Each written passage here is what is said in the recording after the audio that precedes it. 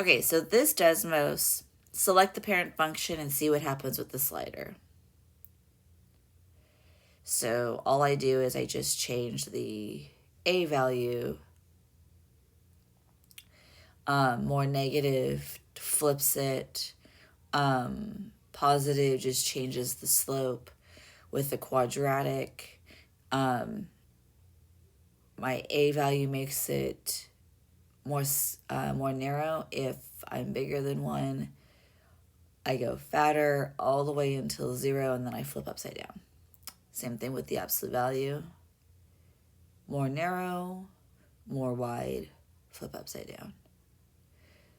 Exponential graph, same thing.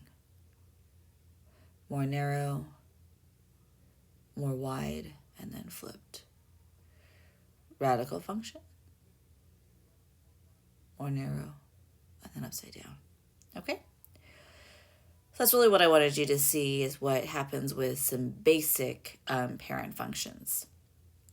Okay, and then again, with this video, what I want you guys to do is, to write down what you think is, important things about parent functions, and I want you to go ahead and snap a picture of it and throw it into Gradescope. Okay, so let's focus on the quadratic function. So what happens, it's very similar to what we just did. So, more narrow, wider, and then it flips upside down.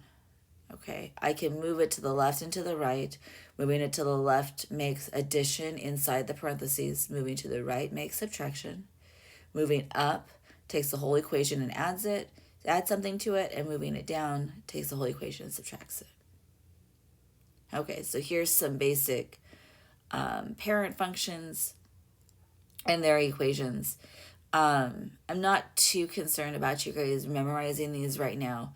Really what I want to know is just, how the graph transforms and what happens inside the equation. So inside, next to the x, inside the parentheses, always moves the graph to the right and to the left.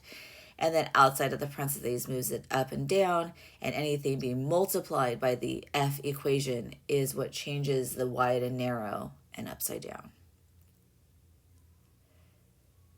So you wanted an equation that moves 2 units to the right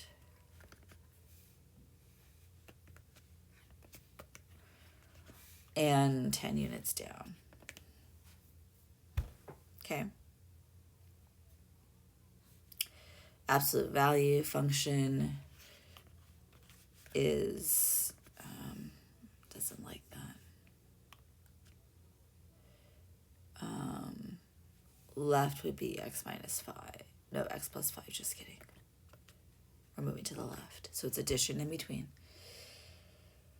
Domain and range are typically all real numbers if you go from negative infinity to positive infinity. Infinity is a very, very regular infinity without a negative sign in front of it is a very, very large positive number that is technically not a number, that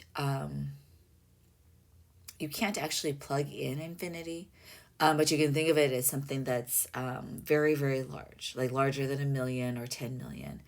Same thing with negative infinity, but it's a negative number, so it's a very, very large negative number, like bigger than negative 10 million, for example. But it is not considered a number. It's just considered something that's very, very large. Okay. All right, so here this graph got cut off between values of x from -6 to 4. So this is where we talked about in yesterday's lesson about domain and range. And then here you're looking at values of y for your range.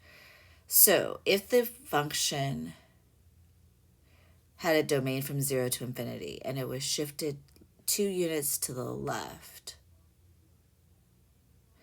that would mean it would go to -2 less than or equal to x, which is less than infinity.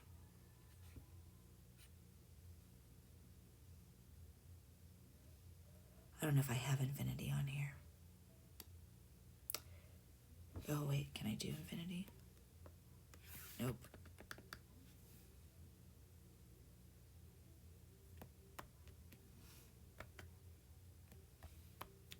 No.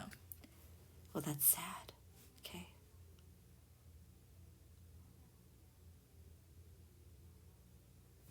All right, I'll just type infinity then.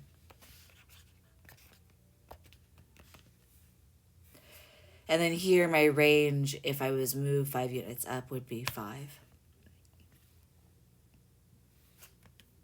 And it's Y.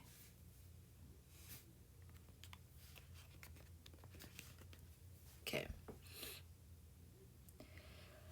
Here, I restricted it, and so 4 units to the right would be adding 4, so that would go to 2. And then it's less than or equal to X, which is less than or equal to. I moved to the right, so that gives me 22. So I'm technically adding 22 to 20. I'm going my range, so that's 3 units down, so that's -3, less than or equal to Y, which is less than,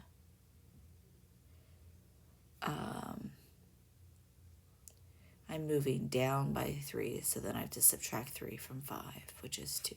Okay? All right, so given the graph, stretch factor of 1. Stretch factor of 1 means that the A value is 1. So this is the equation of a parabola. It was moved to the right by 3.